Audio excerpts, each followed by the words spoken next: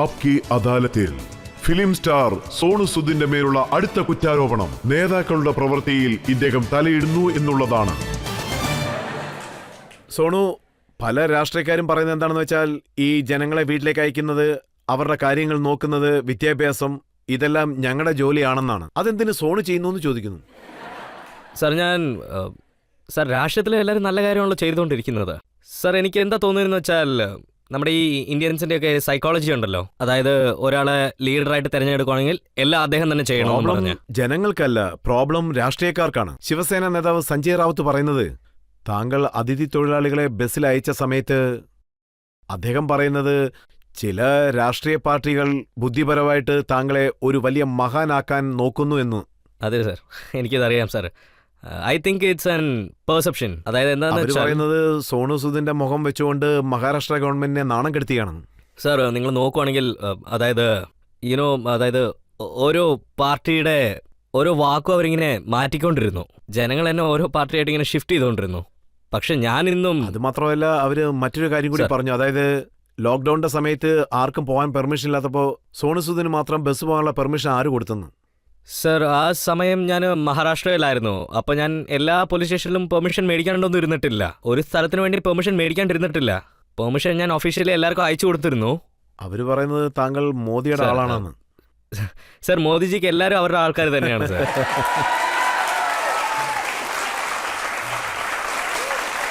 പക്ഷെ താങ്കൾക്ക് അവർ പറഞ്ഞ ചില കാര്യങ്ങൾ ബുദ്ധിമുട്ടുണ്ടാക്കി കാണും. അതായത് ഇതൊരു ആക്ടറാണ്, കാശ് കൊടുത്താൽ എന്ത് വേണമെങ്കിലും ചെയ്യുമെന്ന്. സർ അങ്ങനെയൊന്നും ഒന്നുമില്ല സർ. അത് അവരെന്നെക്കുറിച്ച് പറഞ്ഞപ്പോൾ ഞാൻ ആ കാര്യം അറിഞ്ഞിട്ടില്ലായിരുന്നു. ഞാൻ ജനങ്ങളെ റെയിൽവേ സ്റ്റേഷനിലോട്ട് അയച്ചുകൊണ്ടിരുന്നതാ. ജനങ്ങളപ്പം എന്നെ വിളിച്ചിട്ട് നീ ന്യൂസ് കണ്ടോ എന്നൊക്കെ ചോദിച്ചുകൊണ്ടിരുന്നു. ഞാൻ കണ്ടില്ല, നീ എന്ത് ന്യൂസ് എന്ന് പറയുന്നത് ഞാൻ പറഞ്ഞു. നിന്നെക്കുറിച്ച് ആവശ്യമില്ലാത്തതൊക്കെ സംസാരിച്ച് എന്തൊക്കെയോ സ്പ്രെഡ് ആയിക്കൊണ്ടിരിക്കുന്നു. ഞാൻ പറഞ്ഞു പറയുന്നവർ പറയട്ടെ, അതവരുടെ പണി, അതവരുടെ ഇഷ്ടം, നമ്മളൊന്നും പറയാൻ പറ്റില്ല. അതിനിപ്പുറം വൈകുന്നേരം ഇതൊരു വലിയ ഇഷ്യൂ ആയിട്ട് തന്നെ മാറിയിരിക്കുമായിരുന്നു സാർ. പക്ഷേ സാർ എനിക്ക് എന്താ തോന്നുന്നതെന്ന് വെച്ചാൽ ആരെന്ത് പറഞ്ഞാൽ എനിക്ക് പ്രശ്നമായി. കാരണം താങ്കൾ വൈകുന്നേരം CM-നെ കാണാൻ വേണ്ടി പോയിരുന്നില്ലേ? അതായത് ഉദ്ധവ് താക്കറിന്റെ അടുത്ത് പരാതിപ്പെടാൻ. ഇല്ല സർ, കംപ്ലൈന്റ് ചെയ്യാൻ പോയില്ല. എനിക്ക് കുറച്ച് കോമൺ ഫ്രണ്ട്സ് ഉണ്ടായിരുന്നു. അവര് മിസ്അണ്ടർസ്റ്റാൻഡിങ് ആയതാന്ന് പറഞ്ഞിരുന്നു. അപ്പോൾ അവര് അഡ്വൈസ് ചെയ്തത് കൊണ്ട് ജനങ്ങൾ കുറച്ച് സപ്പോർട്ടീവ് ആയിരുന്നു. പിന്നെ കുറച്ച് പേര് ദേഷ്യപ്പെട്ടിരുന്നു എൻ്റെ മേത്ത്. ഒരു വട്ടം പോയി കണ്ട് സംസാരിച്ചിട്ട് വരാൻ പറഞ്ഞിരുന്നു എൻ്റെ അടുത്ത് അവര്. അതുകൊണ്ടാണ് ഞാൻ കാണാനായിട്ട് പോയതൊക്കെ എന്ന്. ഞാൻ പോയി പറഞ്ഞത് എന്താണെന്ന് വെച്ചാൽ ഇറ്റ്സ് എ മിസ്അണ്ടർസ്റ്റാൻഡിങ്, ഞങ്ങളുടെ തരത്തിൽ ഒരു പ്രശ്നമില്ലെന്ന്. അത് ജസ്റ്റ് ഒരു കാഷ്വൽ മീറ്റിംഗ് ആയിരുന്നു സർ. അതോടുകൂടി തീരുന്നില്ല. BMC എന്താ പറഞ്ഞെന്ന് വെച്ചാൽ താങ്കൾ ഒരു റെസിഡൻഷ്യൽ ഹൗസിനെ ഹോട്ടലായിട്ട് മാറ്റിയെന്നാണ്. അക്കാര്യത്തിൽ കേസ് നടക്കുന്നുണ്ട്. സർ അത് ഞാൻ കെട്ടിയതല്ല, അത് ഓൾറെഡി ഒരു ഹോട്ടലായിരുന്നു. പിന്നെ ആരൊക്കെയായിരുന്നു അവിടുത്തെ മൈഗ്രൻസ് ആയിട്ട് ഇരുന്നത്. അപ്പോൾ പാവപ്പെട്ടവർക്ക് വീടില്ലാത്തത് കൊണ്ട് ഞാൻ അവരൊക്കെ അന്ന് അവിടെ താമസിപ്പിച്ചിരുന്നു. മൈഗ്രൻസ് എത്ര പേരുണ്ടായിരുന്നോ എല്ലാവരും ഞാൻ അവിടെ താമസിപ്പിച്ചിരുന്നു. പിന്നെ എല്ലാവരും ചോദ്യം ചോദിക്കാൻ ആരംഭിച്ചു, എന്തിനാ ഇങ്ങനെയൊക്കെ ചെയ്യുന്നതെന്നും പറഞ്ഞു. പക്ഷെ ഞാൻ പിൻവാക്കിയിട്ടില്ല. അവസാനം ശരത് പവാറിന്റെ അടുത്ത് പോകേണ്ടി വന്നു. ഇല്ല സർ, ഞാൻ ശരത് സാറിനെ വെറുതെ കാണാൻ പോയതാണ്. അദ്ദേഹത്തിന്റെ അടുത്ത് ഒരിക്കലും ഇതിനെക്കുറിച്ച് ഞാൻ സംസാരിച്ചിട്ടില്ല. ഇതുവരെ ഞാൻ അദ്ദേഹത്തിന്റെ അടുത്ത് ഹെൽപ്പും ചോദിച്ചിട്ടില്ല. താങ്കൾക്ക് അറിയാമോ, ജനങ്ങളുടെ മധ്യത്തിൽ താങ്കൾക്ക് പോപ്പുലാരിറ്റി വന്നുകൊണ്ടേയിരിക്കുകയാണ്, പബ്ലിക് സപ്പോർട്ട് ലഭിക്കുന്നു. അതുകൊണ്ടുള്ള അസൂയയല്ലേ ഇതൊക്കെ? സർ അവർക്ക് അസൂയ ഉള്ള പോലെ എനിക്ക് തോന്നിയിട്ടില്ല. പക്ഷേ കാര്യം എന്താണെന്ന് വെച്ചാൽ നമ്മൾ ഈ ലൈം ലൈറ്റ് വരുമ്പോഴൊക്കെ പുക വരുന്നു അല്ലേ? പുക മാത്രമല്ല സർ, അവിടെ കത്തി ചാമ്പലായിരുന്നു. പക്ഷെ നടക്കും സാർ. പക്ഷേ ഇതുകൊണ്ടൊന്നും ഒരിക്കലും സ്റ്റോപ്പ് ആവാൻ പാടില്ലൊന്നും. എൻ്റെ അമ്മ എപ്പോഴും എൻ്റെ അടുത്ത് പറയും, അതായത് ജീവിതത്തിൽ ഒരിക്കലും സ്പീഡ് ബ്രേക്കേഴ്സ് വന്നിട്ടില്ലെങ്കിൽ അപ്പോൾ നീ കറക്റ്റായിട്ടുള്ള വഴിയിലല്ല പോകുന്നതെന്നർത്ഥം, നീ തെറ്റായ രീതിയിലാണ് പോകുന്നതെന്നാണ് എൻ്റെ അർത്ഥം. പക്ഷെ ചിലർ താങ്കളെ പ്രശംസിക്കുകയും ചെയ്തിട്ടുണ്ട്. പ്രിയങ്ക ഗാന്ധി താങ്കൾക്ക് ഫോൺ ചെയ്തിരുന്നു. അതെ, പ്രിയങ്കാജി എനിക്ക് കോൾ ചെയ്തിരുന്നു. ഇൻഫാക്ട് അവരായിരുന്നു ആദ്യം എനിക്ക് ഫോൺ വിളിച്ച് നീ നല്ല കാര്യമാണ് ചെയ്യുന്നതെന്നൊക്കെ പറഞ്ഞിരുന്നത്. പിന്നെ സ്മൃതി ഇറാനി എനിക്ക് വിളിച്ചിട്ട് നിങ്ങൾ നല്ല കാര്യമാണ് ചെയ്യുന്നത്, കുറച്ചുകൂടെ ഊർജ്ജമായിട്ടൊക്കെ ചെയ്യണമെന്ന് പറഞ്ഞിരുന്നു. ഐ തിങ്ക് ഇത് വെച്ച് നോക്കുമ്പോൾ ഞാൻ കറക്റ്റായ പാതയിലാണ് പോകുന്നതെന്ന് എനിക്ക് തോന്നുന്നു. പല ചീഫ് മിനിസ്റ്റേഴ്സിന്റെ സ്റ്റേറ്റ്മെന്റും ഞാൻ കണ്ടിരുന്നു. പഞ്ചാബ് മുഖ്യമന്ത്രി അമരേന്ദ്ര സിംഗ്, അതുപോലെ ഉത്തരാഖണ്ഡ് മുഖ്യമന്ത്രി റാവത്ത്, ഒറീസ CM, ഇവരെല്ലാവരും താങ്കളെ വളരെയധികം പ്രശംസിച്ചിരിക്കുകയാണ്. അതെ സാർ, ആക്ച്വലി ഇൻഫാക്ട് ഞാൻ ഈ ഫ്ലൈറ്റ്സ് സ്റ്റാർട്ടായ സമയത്തും മറ്റേ നമ്മുടെ ബസ്സസ് സ്റ്റാർട്ടായ സമയത്തും ഞാൻ ഈ സ്റ്റേറ്റ്സിൽ പോയിക്കൊണ്ടിരുന്നതാണ്. ഇന്ത്യയിൽ ആദ്യത്തെ ഫ്ലൈറ്റ് പറന്നിരുന്നു. അത് കൊച്ചിയുടെ അടുത്തുള്ള എറണാകുളത്തായിരുന്നു പറന്നു പോയത്. അപ്പോൾ അവിടെ ഏകദേശം ഒരു 170ഓളം പെൺപിള്ളേരുണ്ടായിരുന്നു. അവർ ഒരു സ്റ്റിച്ചിങ് ഫാക്ടറിയിൽ വർക്ക് ചെയ്തുകൊണ്ടിരുന്നതാണ് അവിടെ.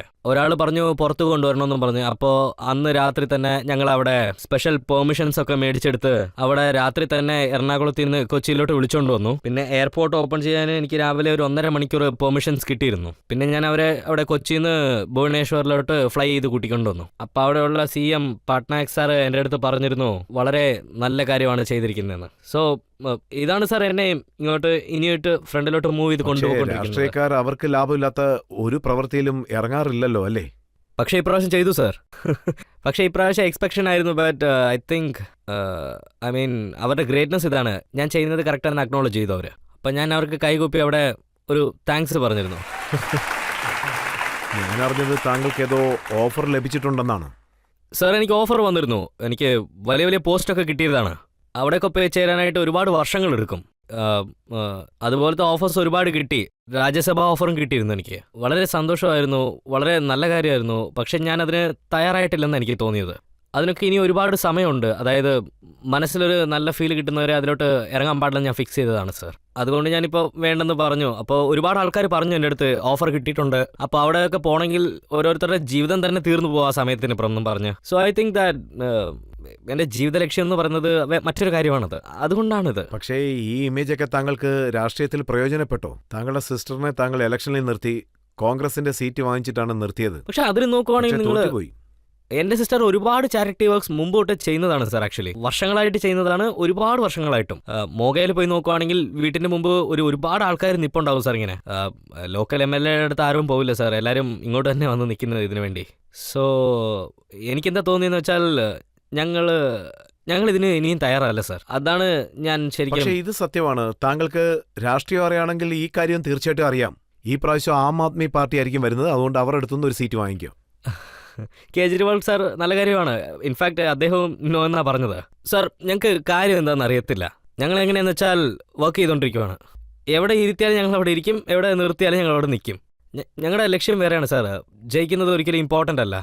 ഒരുപാട് പേര് ജയിക്കുന്നുണ്ട്, വലിയ വലിയ പോസ്റ്റിലോട്ടൊക്കെ പദവി ഏൽക്കുന്നുണ്ട് എല്ലാവരും കൂടെ. പക്ഷെ ഞാൻ എന്താ വിചാരിക്കുന്നതെന്ന് വെച്ചാൽ ജനങ്ങളുടെ മനസ്സ് കീഴടക്കുന്നതാണ് ഏറ്റവും ഇമ്പോർട്ടൻ്റ് ആയിട്ടുള്ളത്. അവരുടെ വാതിക്കലിലോട്ട് ജനങ്ങൾ എന്നാണ് വന്ന് നിൽക്കുന്നത് അന്നാണ് അവർ വിജയിച്ചതായിട്ട് അർത്ഥം. ഒരുപക്ഷെ നിങ്ങൾ വിജയിച്ചിട്ടും വീട്ടിലോട്ട് ആരും വന്നില്ലെങ്കിൽ അപ്പോൾ വിജയിച്ചിട്ട് കാര്യമില്ലെന്നല്ലോ. പക്ഷെ താങ്കൾക്ക് ഇത് തോന്നിയില്ലേ സ്ട്രാറ്റജി തെറ്റായി പോയെന്ന്? ആം ആദ്മി പാർട്ടിയിൽ വന്നിരുന്നെങ്കിൽ എല്ലാം നന്നായിട്ട് നടന്നേനെ അല്ലേ? സാർ എനിക്ക് എന്താ തോന്നിയെന്ന് വെച്ചാൽ ഇപ്പോൾ ജയിച്ചാൽ എന്താ സംഭവിക്കാൻ പോണേ? ഒരുമിച്ചിരിക്കും. ഒരുമിക്കുന്ന നല്ല കാര്യമാണ്. ഒരുപാട് കാര്യങ്ങൾ ഒരുമിച്ച് ചെയ്യാൻ പറ്റും. ആം ആദ്മി പാർട്ടി കേജ്രിവാൾ സാറും പറഞ്ഞതാണ്. പക്ഷെ നിങ്ങൾ പറഞ്ഞതുപോലെയാണ് സാർ, അത് ഞങ്ങൾക്കൊന്നും അറിയില്ല. ഇനിയും അല്ല, താങ്കൾ പേടിച്ചു പോയോ ഒരു പ്രാവശ്യം കേജ്രിവാളിനെ കണ്ടപ്പോൾ ഇൻകം ടാക്സുകാർ വരുമെന്ന്? ഇല്ല സാർ, അങ്ങനെയൊന്നുമില്ല. പക്ഷേ 19 ദിവസം കഴിഞ്ഞ് ഒരു അതിഥി വന്നല്ലോ. 19 ദിവസമോ? ഞാൻ കാൽക്കുലേഷൻ മറന്നു. വന്നിരുന്നു സാർ. പക്ഷേ ലൈക്ക് ഐ സെഡ് ദാറ്റ് ഞാൻ അരവിന്ദ് സാറിനെ കണ്ടപ്പോൾ അദ്ദേഹം ഒരു അടിപൊളിയായിട്ടുള്ളൊരു കാര്യം, ഞാൻ ഈ എഡ്യൂക്കേഷനൊക്കെ ഒരുപാട് സപ്പോർട്ട് ചെയ്യുന്ന ആളാണ്. ഇന്നും ഒരു പ്രൊഫസറുണ്ട്. അതായത് നിങ്ങൾ ഇന്നും ഏതൊരു ഫീൽഡിനെ കുറിച്ച് സംസാരിച്ചാലും CA IAS ആയിരക്കണക്കിന് പിള്ളേരെയാണ് പഠിപ്പിക്കുന്നത്. അരവിന്ദ് സാർ എന്ത് വിചാരിച്ചെന്ന് വെച്ചാൽ I should be the face of program for the mentor. ജനങ്ങളെ എങ്ങനെയാണ് ഞങ്ങൾ മെന്റോർഷിപ്പ് ചെയ്യേണ്ടത്, ആ മെന്റോർഷിപ്പ് ഫേസിന് വേണ്ടിയാണ് ഞങ്ങൾ അങ്ങോട്ട് പോയത്. അവിടെ ഞാൻ ചോദിച്ചപ്പോൾ പറഞ്ഞു, അതായത് എനിക്ക് പൊളിറ്റിക്കൽ ആംബിഷൻ ഇല്ലെന്നും പറഞ്ഞ് ഞാൻ ജസ്റ്റ് പിള്ളേരെ പഠിപ്പിക്കാനായിട്ടാണ് വന്നത്. പക്ഷേ ജനങ്ങൾ വേറെ എന്തെങ്കിലും കണ്ടു കാണും, വല്ല ഗസ്റ്റൊക്കെ വന്നിട്ടുണ്ടാവും. ഇപ്പോൾ സാറ് വരുമ്പോൾ എല്ലാവരും വരുന്നത് സ്വാഭാവികമാണല്ലോ. അല്ല, ഇൻകം ടാക്സ് ഓഫീസേഴ്സ് അല്ല ഇപ്പോൾ BBC ഓഫീസിൽ വരുന്ന പോലാണ് വന്നുകൊണ്ടിരിക്കുന്നത്. നല്ലതാണ് സാർ. അപ്പോൾ എൻ്റെ വീട്ടിലോട്ട് വന്നപ്പോൾ ഞാൻ രാവിലെ 5:30-6 മണിക്ക് വന്ന സമയത്ത് ഞാൻ ചോദിച്ചു അവരുടെ അടുത്ത് പെട്ടെന്ന് ആരാന്ന് അവർ ചോദിച്ചിരുന്നു. അന്ന് ഞാൻ ഇൻകം ടാക്സ് ഡിപ്പാർട്ട്മെൻറ്റിൽ നിന്നാണ് വന്നെന്ന്. വരൂ സാർ, വെൽക്കം പറഞ്ഞു. ഞാൻ ഒരു കാര്യം പറഞ്ഞുള്ളൂ അന്ന്, അതായത് നിങ്ങൾ 2-4 എത്ര ദിവസം വേണമെങ്കിലും ഇവിടെ ഇരുന്നാലും അതിലൊന്നും എനിക്കൊരു കുഴപ്പവും ഇല്ല. നിങ്ങളുടെ ജീവിതത്തിൽ ഒരു ബെസ്റ്റ് എക്സ്പീരിയൻസ് ആയിരിക്കും ഇത്. പിന്നെ നിങ്ങൾ പോകുന്ന സമയത്ത് ഇതുപോലെ നിങ്ങൾ ഒരു ഹാപ്പി ആയിട്ട് പ്ലേസിൽ നിന്ന് പോയിരിക്കില്ലെന്ന്. പിന്നെ അവരും പറഞ്ഞു സാർ പോകുന്ന സമയത്ത് അവർ പറഞ്ഞത് എൻ്റെ വീട്ടിൽ കബോർഡിൽ ഒന്നത്തിനും ഒരു ലോക്കൊന്നുമില്ല, വേറെ എന്തായാലും ലോക്ക് കാണത്തില്ല, എല്ലാം ഓപ്പണാണ്. ഞങ്ങളുടെ കബോർഡ് അങ്ങനെ തന്നെ ഇരിക്കും. ഞങ്ങളുടെ വീട്ടിലെ വാതിക്കൽ പോലും ലോക്കില്ല. ഞങ്ങൾ രാവിലെ അത് ഓപ്പൺ ചെയ്തിട്ടേക്കും. ആർക്ക് വേണമെങ്കിലും അകത്ത് വരാം, ആർക്ക് വേണമെങ്കിലും പുറത്തു പോകാം. അവർ ഈ കബോർഡും ഡ്രോയറൊക്കെ ഓപ്പൺ ചെയ്തപ്പോൾ അല്ല ഇതിനൊന്നും ലോക്കില്ലെന്നാണ് ചോദിച്ചത് എൻ്റെ അടുത്ത് ആദ്യം. അപ്പോൾ ഞാൻ പറഞ്ഞില്ല സാർ, എല്ലാം ഓപ്പണാണ്, ഇവിടെ എപ്പോഴും ഇങ്ങനെ ഓപ്പൺ ആയിട്ടിരിക്കുന്ന ശീലം എന്ന്. അപ്പോൾ I think they thought that ഇതൊരു നല്ല സ്ഥലമാണ്. പക്ഷെ അവർ പോയതിനു ശേഷം അവരയച്ച റിപ്പോർട്ട്, അതിൻ്റെ ഡീറ്റെയിൽ എൻ്റെ അടുത്തുണ്ട്. Department of revenue, central board of direct taxes. അവരെന്താ പറഞ്ഞെന്ന് വെച്ചാൽ ഇൻകം ടാക്സ് ഇൻവെസ്റ്റിഗേഷനിൽ ഈ കാര്യം മനസ്സിലായി. ആക്ടർ സോണു സൂദിന്റെ കമ്പനിയിൽ ടാക്സ് ഏവിയേഷന്റെ ബോഗസ് എൻട്രി കണ്ടുപിടിച്ചു. പിന്നെ ക്യാഷിന് പകരം ചെക്കാണ് നൽകിയിരിക്കുന്നത്. സോ സാർ, ഞാൻ അവർ എന്തൊക്കെയാണോ പറഞ്ഞിരിക്കുന്നത് അതിൻ്റെയൊക്കെ ഇന്നും ഡോക്യുമെന്റ്സ് കൊടുത്തുകൊണ്ട് തന്നെയാണ് ഇരിക്കുന്നത് ഇന്ന് വരെ. പിന്നെ ഞാൻ ഈ പറയുന്ന പോലെ അവരെ നല്ലപോലെ റെസ്പെക്ട് ചെയ്യുന്നു. അവർ വളരെ ഹോണറബിൾ ആണ്. അവർക്ക് എവിടെ സെർച്ച് ചെയ്യാനുള്ള റൈറ്റ്സ് ഉണ്ടല്ലോ. പക്ഷേ ഞങ്ങൾ ഓരോ ഡോക്യുമെന്റ്സും അവർക്ക് സബ്മിറ്റ് ചെയ്തതാണ്. പിന്നെ ഇന്ന് ഞാൻ ഇവിടെ ഇരിക്കുന്നതിന് കാരണം അത് തന്നെയാണ്. എല്ലാം നല്ല രീതിയിൽ മാറും എന്നുള്ളൊരു വിശ്വാസത്തിൽ. ബട്ട് ലൈക്ക് ഐ സൈഡ്, അവരുടെ പണി അവർ നോക്കി, അത്രേ ഉള്ളൂ. ഒരു മറ്റൊരു കാര്യം മെൻഷൻ ചെയ്യുന്നുണ്ട്. ജയ്പൂർ ബേസ്ഡ് ഒരു ഇൻഫ്രാസ്ട്രക്ചർ കമ്പനിയുടെ കൂടെ 175 കോടി 175 ക്രോസ് അവരോടൊപ്പം ഡ്യൂബിയസ് സർക്കുലർ ട്രാൻസാക്ഷൻ നടത്തിയിരിക്കുന്നു. സാർ, ഇതിന് എനിക്ക് ഒരു സംബന്ധമില്ല. ഇതിന് ആക്ച്വലി ഞാൻ തന്നെ ഒരു ചോദ്യം ചോദിക്കണം സാർ. എനിക്കും ജയ്പൂരിന് ഒരു സംബന്ധമില്ല. എനിക്കും അതിനും ഒരുപാട് ദൂരത്തിനുള്ള ഒരുപാട് കണക്ഷൻസ് ഇല്ല. അതിന് ഞാൻ അവർക്ക് ആരംഭത്തിൽ തന്നെ ഒരു ഫസ്റ്റ് റീസൺ ഞാൻ പ്രൂഫ് കൊടുത്തതാണ്. വേറെ ആരുടെ അടുത്തൊക്കെയോ പോയിട്ടാണത് എൻ്റെ അടുത്തേക്ക് വന്നേക്കുന്നത്. ഇത് ഞങ്ങൾക്ക് ഇതിന് ഒരു സംബന്ധവും ഇല്ലെന്നേ ഞാൻ എപ്പോഴും പറയത്തുള്ളൂ. ഇതെല്ലാം കണ്ടതിന് ശേഷം താങ്കൾക്ക് തോന്നിയില്ലേ ആരോടോ ഫൈറ്റൊന്നും പോകണ്ടെന്ന്? അത് ശിവസേന ആയാലും ശരി, BJP ആയാലും ശരി, ആം ആദ്മി പാർട്ടി ആയാലും ശരി. സാർ, എനിക്ക് എന്താ തോന്നുന്നത് വെച്ചാൽ ഇതുപോലത്തെ എക്സ്പീരിയൻസ് നമ്മുടെ ജീവിതത്തിൽ മോർ സ്ട്രോങ് ആക്കുന്നു. എനിക്ക് ആ ലൈൻസാണ് സാർ ഓർമ്മ വരുന്നത്. അത് വിശ്വാസത്തോടെ അങ്ങനെ ഇരിക്കുമ്പോൾ ഒരു സമയം വരും. അങ്ങനെ ഒരു സമയം വരുമ്പോൾ ആ ക്ലോക്ക് അവരുടേതായിരിക്കും. ആ ക്ലോക്ക് അവരുടേതാവുമ്പോൾ സമയം നിൻ്റേതായിരിക്കും. So also all this experiences makes me stronger. ഞാൻ നിങ്ങൾക്കൊരു ചെറിയ എക്സാമ്പിൾ തരാം സാർ. ഒരു ജോധ്പൂരിൻ്റെ കേസ്. ഒരാൾക്ക് ട്രീറ്റ്മെൻറ്റ് നോക്കണം. അപ്പോൾ അവരുടെ ഈ കമ്മ്യൂണിറ്റിയിലുള്ളവർ തന്നെ പിന്നെ അദ്ദേഹത്തിൻ്റെ മോനും ലിവർ ട്രാൻസ്പ്ലാന്റ് കേസ്. അതിന് 25 to 28 ലക്ഷം വരെ ആവും. പിന്നെ ആ പയ്യൻ്റെ പേര് ഒരു ശുഭം. ജോധ്പൂരിലെ പയ്യനാണ്. എൻ്റെ ഫ്രണ്ട് ഒരാളാണ് റെഫർ ചെയ്തത്. പിന്നെ ഞാൻ ഹൈദരാബാദിലുള്ള അപ്പോളോ ഹോസ്പിറ്റലിൽ സംസാരിച്ചു. അപ്പം ഞാൻ ആ അമൗണ്ട് കുറച്ച് 35-ന്ന് 28 എടുത്തുകൊണ്ട് വന്നു. അപ്പം ഞാൻ അവരുടെ അടുത്ത് പറഞ്ഞു, സാർ അവരുടെ അടുത്ത് പൈസയെല്ലാം ഞാനാണ് റെഡിയാക്കുന്നത്. അപ്പോൾ അവർ പറഞ്ഞു ഇത് 18 ലക്ഷത്തിൽ നമുക്ക് തീർക്കാമെന്നും. അപ്പോൾ അവർ പറഞ്ഞത് നിങ്ങളെ കൊണ്ട് പറ്റുന്നത് ചെയ്യുന്നത്. അപ്പോൾ അവർ പറഞ്ഞത് എന്താണെന്ന് വെച്ചാൽ 2-2.5 ലക്ഷം ഞങ്ങളെ കൊണ്ട് പറ്റുള്ളൂ എന്ന്. ഞാൻ CM ഓഫീസിലോട്ട് ഫോൺ വിളിച്ച് കുറച്ച് ഹെൽപ്പ് ചെയ്യണമെന്ന് ചോദിച്ചു. അപ്പോൾ പിന്നെ CM ഓഫീസിൽ നിന്ന് ഒരു 10 ലക്ഷത്തിൻ്റെ ചെക്കും ഇവരുടെ അടുത്ത് ഒരു 2.5 ലക്ഷം പിന്നെ ബാലൻസ് 6 ഞാൻ ആ പണി തീർത്തപ്പോൾ തന്നെ 18 lakhs ആ ട്രീറ്റ്മെൻറ്റ് തീർന്നു. 1.5 മാസം ശേഷം എനിക്ക് ബില്ല് വന്നു. അപ്പോളോ ഹോസ്പിറ്റലിൽ നിന്ന് എനിക്ക് 18 ലക്ഷത്തോളമായിരുന്നു ബില്ല് വന്നത്. അപ്പം ഞാൻ ചോദിച്ചാൽ CM ഓഫീസിൽ നിന്ന് 10 ലക്ഷം രൂപ വന്നതല്ലേ സാറിന്? എന്താ പറ്റിയതെന്ന് വെച്ചാൽ CM ഓഫീസിൽ നിന്ന് വരുന്ന പൈസ പേഴ്സണൽ അക്കൗണ്ടിലോട്ട് ട്രാൻസ്ഫർ ആയിപ്പോയി. അപ്പം ഞാൻ അവർക്ക് ഫോൺ വിളിച്ച് ചോദിച്ചു, ആ പയ്യൻ്റെ അക്കൗണ്ടിൽ ആ പൈസ വന്നിട്ടില്ലേ, പയ്യനെ നമ്മൾ രക്ഷിച്ചില്ലേ? അപ്പോൾ ഹോസ്പിറ്റൽ ബില്ല് സെറ്റിൽ ചെയ്യാൻ പറഞ്ഞപ്പോൾ അവരെന്താ പറഞ്ഞതെന്ന് വെച്ചാൽ പയ്യൻ്റെ ഫ്യൂച്ചർ നോക്കണ്ടേ നമ്മളെന്ന്. അപ്പം ഞാൻ പറഞ്ഞത് എന്താണെന്ന് വെച്ചാൽ അവനെ രക്ഷിച്ചില്ലായിരുന്നെങ്കിൽ അവന് ഫ്യൂച്ചർ എന്ന് പറഞ്ഞ ഒരു കാര്യമില്ലല്ലോ എന്ന്. അപ്പോൾ അവർ പറഞ്ഞത് സാർ സോറി ചിലവായി പോയെന്ന്. സോ ഏത് ഫ്രണ്ടാണോ എനിക്കിത് റെഫർ ചെയ്തത്, ഞാൻ പിന്നെ ആ പയ്യനെ ഇതുവരെ കണ്ടിട്ടില്ല.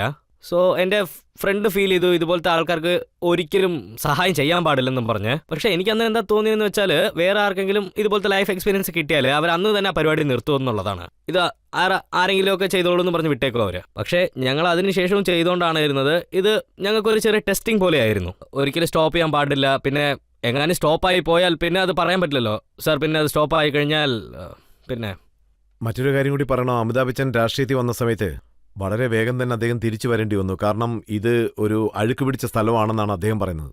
സാർ, അത് എനിക്ക് കിട്ടിയ എക്സ്പീരിയൻസ് വെച്ച് ഞാൻ പറയാം സാർ നിങ്ങൾക്ക്. യെസ്, ജനങ്ങൾ നിങ്ങളെ തിരഞ്ഞെടുക്കും. അപ്പോൾ മുതിർന്നവർ പറഞ്ഞിട്ടുണ്ട് ഈ ലോകത്തിലോട്ട് ജനിച്ച് വീണെങ്കിൽ ആദ്യം നടുവായിരിക്കും സ്ട്രോങ് ആയിട്ടിരിക്കണം, അതായത് മുതുക്. ജയിച്ചാൽ അവിടെ തട്ടത്തുള്ളൂ, തോൽപ്പിക്കണമെങ്കിൽ അവിടെ കുത്തത്തുള്ളൂ എന്ന്. സോ എനിക്കെന്താ തോന്നുന്നതെന്ന് വെച്ചാൽ തിരഞ്ഞെടുക്കും നിങ്ങളെ. അപ്പോൾ നിങ്ങളെ കൊണ്ട് കേൾക്കാൻ പറ്റുമെങ്കിൽ നിങ്ങൾ സർവൈവ് ചെയ്യും. എമോഷണൽ ആയി കഴിഞ്ഞാൽ എല്ലാവരെയും കൊണ്ട് ഇവിടെ സർവൈവ് ആവാൻ കഴിയുമെന്ന് എനിക്ക് തോന്നുന്നില്ല സാർ. താങ്കൾ എന്താണ് പറഞ്ഞു വരുന്നത്? ഇന്ത്യയെ ഒന്നിച്ചു ചേർക്കാമെന്നാണോ? രാഹുൽ ഗാന്ധി തെറ്റിദ്ധരിക്കില്ലേ? അദ്ദേഹം ഇന്ത്യയെ ഒന്നിച്ചു ചേർക്കാൻ പുറപ്പെട്ടില്ലേ? സാർ, ആരെ കൊണ്ട് ഒരുമിപ്പിക്കാൻ കഴിയുമോ അവർ ഒരുമിപ്പിക്കും സാർ. അതിനുവേണ്ടി പിന്നെ ഞാനും ഇവിടുന്ന് ശ്രമിച്ചുകൊണ്ടാണ് ഇരിക്കുന്നത്. പിന്നെ അത് രാഹുൽജി ചെയ്യുന്നുണ്ട്, ഞങ്ങൾ ചെയ്യുന്നുണ്ട്, പിന്നെ ഇവിടെയുള്ള എല്ലാവരും ചെയ്യുന്നുണ്ട്, പിന്നെ നിങ്ങളും ചെയ്യുന്നില്ലേ സാർ? നിങ്ങൾ ഇവിടെയുള്ള എല്ലാവരും ഒരുമിപ്പിച്ചില്ലേ ഇവിടെ? ഞാൻ എന്താ പറയുന്നതെന്ന് വെച്ചാൽ സോണു, താങ്കൾ നല്ല കാര്യമാണ് ചെയ്യുന്നത്. സത്യത്തിൽ താങ്കളുടെ സേവനങ്ങൾ തുടർന്നുകൊണ്ടേയിരിക്കണം. പക്ഷേ കുറച്ച് ശ്രദ്ധിക്കേണ്ടതും വളരെ അത്യാവശ്യമാണ്. ഇപ്പോൾ പബ്ലിക്കിൽ നിന്ന് ആർക്കെങ്കിലും ചോദ്യം ചോദിക്കണമെങ്കിൽ ചോദിക്കാം. എനിക്കൊരു ചോദ്യമുണ്ട്. നിങ്ങളൊരു ദിവസം എത്ര ജോലിയാണ് ചെയ്യുക? വർക്കൗട്ട് കഴിഞ്ഞു, ആക്ടിങ് കഴിഞ്ഞു, പിന്നെ സോഷ്യൽ വർക്ക് കഴിഞ്ഞു. ഇതൊക്കെ നിങ്ങളെ കൊണ്ട് എങ്ങനെയാണ് ടൈംലി മാനേജ് ചെയ്യാൻ കഴിയുന്നത്? ഞാൻ എങ്ങനെ ചെയ്യുന്നതെന്ന് എനിക്ക് പോലും അറിയത്തില്ല. നീ ചോദിക്കുന്നത് കറക്റ്റ് തന്നെയാണ് മോനെ, കറക്റ്റ് തന്നെയാണ്. ഇതൊക്കെ എങ്ങനെ സംഭവിക്കുന്നു എനിക്ക് ഐഡിയ ഇല്ല. നമ്മൾ വലിയ രീതിക്ക് സന്തോഷമായിട്ടിരിക്കുന്ന സമയത്ത് എന്തെങ്കിലും നന്നായിരുന്നാൽ അത് നമ്മൾ എൻജോയ് ചെയ്യാൻ ആരംഭിച്ചാൽ നമ്മൾ ഒരിക്കലും ക്ഷീണിക്കത്തില്ല. അതാണ് സത്യം. ഞാൻ ഈ കോവിഡ് സമയത്തൊക്കെ 22 മണിക്കൂറോളം ഉറങ്ങാണ്ടിരുന്നു. അപ്പോൾ ദിവസം ഇങ്ങനെ 22 മണിക്കൂർ ഉറങ്ങില്ല, 2 മണിക്കൂർ ഉറങ്ങുള്ളൂ, പക്ഷേ ഞാൻ ക്ഷീണിക്കത്തില്ല. പിന്നെ നിങ്ങൾ എന്ത് ചെയ്താലും കുറച്ച് സമയത്ത് അങ്ങോട്ട് ടയേർഡ് ആവും. ഉറങ്ങണമെന്ന് വിചാരിച്ചാലും ഉറങ്ങാൻ കഴിയത്തുമില്ല. എനിക്കറിഞ്ഞ് ടൈം മാനേജ് ചെയ്യുന്നതും ഒരു മെന്റൽ ഗെയിമാണ്. ആരുടെ അടുത്തും ഒരു സമയത്ത് ഒരു സമയം ഉണ്ടാവില്ല. പക്ഷേ നിങ്ങൾ വിചാരിച്ചാൽ പറഞ്ഞു വരുന്നത് ദിവസം മുഴുവൻ ഈ ജോലി ചെയ്തുകൊണ്ടിരുന്നാൽ പിന്നെ താങ്കൾ എപ്പോൾ ആക്ട് ചെയ്യുന്നതാണ്. ഇപ്പൊ എനിക്കൊരു പടം സ്റ്റാർട്ട് ആവാൻ പോവാണ്. അപ്പോൾ ഡയറക്ടറിന്റെ അടുത്ത് പറഞ്ഞത് സാറിന്റെ ഫോൺ കയ്യിൽ തന്നെ ഉണ്ടാകും, പകുതി സമയം ചാരിറ്റിക്ക് പോയേക്കും, പിന്നെ എപ്പോഴാണ് ആക്ട് ചെയ്യുന്നതെന്നാണ്. ഇത് വളരെ ഇമ്പോർട്ടൻ്റ് ആണ്. പക്ഷേ ഞാൻ ലൈഫ് ബാലൻസ് ചെയ്യാനായിട്ട് ഞാൻ ശ്രമിച്ചുകൊണ്ടിരിക്കുകയാണ്. ബട്ട് യു നോ, നമുക്ക് രണ്ടും അത്യാവശ്യമാണ്. സർ, എന്റെ ചോദ്യം, താങ്കളുടെ പുതിയ മൂവി ഏതാണ് ഇറങ്ങാൻ പോകുന്നത്? ഞാനിപ്പോൾ ഒരു പടം ചെയ്തുകൊണ്ടിരിക്കുന്നുണ്ട്. അത് ഫത്തേ, സൈബർ ക്രൈം ഫിലിമാണത്. ഇൻഫാക്ട് അത് എന്താ ചെയ്യുന്നതെന്ന് വെച്ചാൽ, ഞാൻ ഈ ജനങ്ങൾക്ക് ഹെൽപ്പ് ചെയ്യുന്നതുകൊണ്ട് ഫോൺ മൂലം എത്രയോ പേർക്ക് ഫേക്ക് ലോൺസ് കിട്ടുന്നതായിട്ട് ഒരുപാട് പേരെ പറ്റിച്ചിട്ടുണ്ട്. ഞാൻ 200-250 FIR ഫയൽ ചെയ്തിട്ടുണ്ട്. ഞാൻ റിസർച്ച് ചെയ്യാൻ ആരംഭിച്ചതിന് ശേഷം എനിക്ക് മനസ്സിലായത് സൈബർ ക്രൈം ഒരു വലിയ ലോകമാണ്, ഒരു വലിയ നെറ്റ്വർക്കാണ്. ഇന്ന് പോലും ഒരു വലിയ എയിംസ് ഹാക്കായിരുന്നു. ചെറിയ ആൾക്കാരുടെ അടുത്തുനിന്ന് പോലും പൈസ എടുത്തിരിക്കുകയാണ്. അപ്പോൾ അതുകൊണ്ടാണ് ഞാൻ ആ സബ്ജക്റ്റ് തന്നെ എടുത്ത് റിസർച്ച് ചെയ്ത് ഇത് എഴുതിയിരിക്കുന്നത്.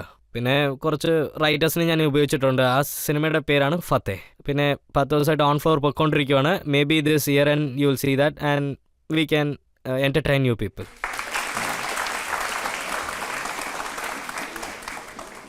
നിങ്ങൾ എന്തോ സർ, പറഞ്ഞിരുന്നല്ലോ. എനിക്കൊരു കാര്യം ചോദിക്കാനുണ്ട്. പറയൂ. സർ, എന്റെ പേര് വർഷ. എനിക്ക് കാത് കേൾക്കില്ല. ഇതിന്റെ സിംബോളിക്കൽ നെയിമാണ്. താങ്കളുടെ പേര് സോനു എന്നായതുകൊണ്ട് ഞങ്ങളെപ്പോലുള്ളവർ സിംബോളിക്കലായിട്ട് കാണിച്ചാണ് സംസാരിക്കാറുള്ളത്. സർ, എനിക്ക് ചോദിക്കാനുള്ളത്, ഞാൻ താങ്കളോട് 2 ചോദ്യങ്ങൾ ചോദിക്കാം. ആദ്യത്തെ ചോദ്യം എന്താണെന്ന് വെച്ചാൽ, ആക്ടിംഗ് കരിയറിൽ എന്റെ ഡ്രീം ഒരു ആക്ട്രസ് ആവുക എന്നുള്ളതായിരുന്നു. പക്ഷേ ഞാൻ മൂവീസും മറ്റു കാര്യങ്ങളൊക്കെ കണ്ടപ്പോ ഹിയറിംഗ് ആൾക്കാർക്ക് നല്ല ചാൻസ് കിട്ടുന്നു. ഞങ്ങൾക്ക് കാത് കേൾക്കാത്തതുകൊണ്ട് ഈ ഫീൽഡിൽ നിന്നും ഞങ്ങളെ മാറ്റി നിർത്തുന്നു. പക്ഷെ ഞങ്ങളുടെ അടുത്ത് ഞങ്ങളുടെ സിംബോളിക് ഭാഷയുണ്ടല്ലോ. നിങ്ങൾ ആക്ടറാണോ? അതെ സർ. പിന്നെ ഇതിനു മുമ്പ് ഞാൻ നിറയെ ആക്ടിങ്ങിൽ പാർട്ടിസിപ്പേറ്റ് ചെയ്തിട്ടുണ്ട്. പക്ഷേ അവിടെയും പൊളിറ്റിക്സ് നടക്കുന്നതുകൊണ്ട് എനിക്കതിൽ ഒരിക്കലും മുന്നേറാൻ സാധിച്ചില്ല. വർഷം, ഞാൻ ഇത് മാത്രമാണ് പറയാൻ ആഗ്രഹിക്കുന്നത്. നിങ്ങൾ ഒരിക്കലും നിങ്ങളുടെ സ്വപ്നം കളയാൻ പാടില്ല. എനിക്ക് വളരെ സന്തോഷമായിട്ടുണ്ട്. അതായത് നിങ്ങളിവിടെ നിങ്ങളുടെ എമോഷൻസ് ഒക്കെ എക്സ്പ്രസ് ചെയ്യാൻ കഴിഞ്ഞിട്ടില്ലേ. ഞാൻ നിങ്ങൾക്ക് ഇവരുടെ എല്ലാവരുടെയും എതിരെ, സാറിനെതിരെ ഒരു വാക്ക് തരാം. ഞാൻ നിങ്ങൾക്ക് ഏതെങ്കിലും ഒരു ചെറിയ അല്ലെങ്കിൽ ഒരു നല്ല റോള് ഫത്തേ ഫിലിമിൽ തന്നിരിക്കും. അത് ഞാൻ വാക്കാണ്, സത്യം. Thank you sir. Thank you very much. Thank you very much. Sonu sir, ഇത് താങ്കളുടെ ഒരു ആകാംക്ഷയാണ്. ഈ ആകാംക്ഷയാണ് താങ്കളെ ഇത്രയും ദൂരം കൊണ്ടെത്തിച്ചതെന്ന് തോന്നുന്നു. സാർ, ഞാൻ നേരത്തെ പറഞ്ഞില്ല, ഞാനൊരു മീഡിയേറ്ററാണ്. എനിക്ക് ഒരു മെസ്സേജ് കൊടുക്കാൻ കഴിഞ്ഞോന്ന് എനിക്ക് അറിയില്ല. ബട്ട് ഐ തിങ്ക് ദാറ്റ് ഞാൻ അവർക്ക് വേണ്ടി എന്തെങ്കിലും ചെയ്യണമെന്ന് വിചാരിക്കുന്നുണ്ട്. അതുകൊണ്ടാണ് ഞാൻ ചാറിയിരിക്കുന്നതെന്ന് സത്യം പറയണമെങ്കിൽ. But like I said sir, എന്നെ കൊണ്ട് ചെയ്യാൻ പറ്റുന്ന കാര്യമല്ല, ഞാൻ ശ്രമിച്ചിരിക്കും സാർ, ഉറപ്പായിട്ടും വിടത്തില്ല.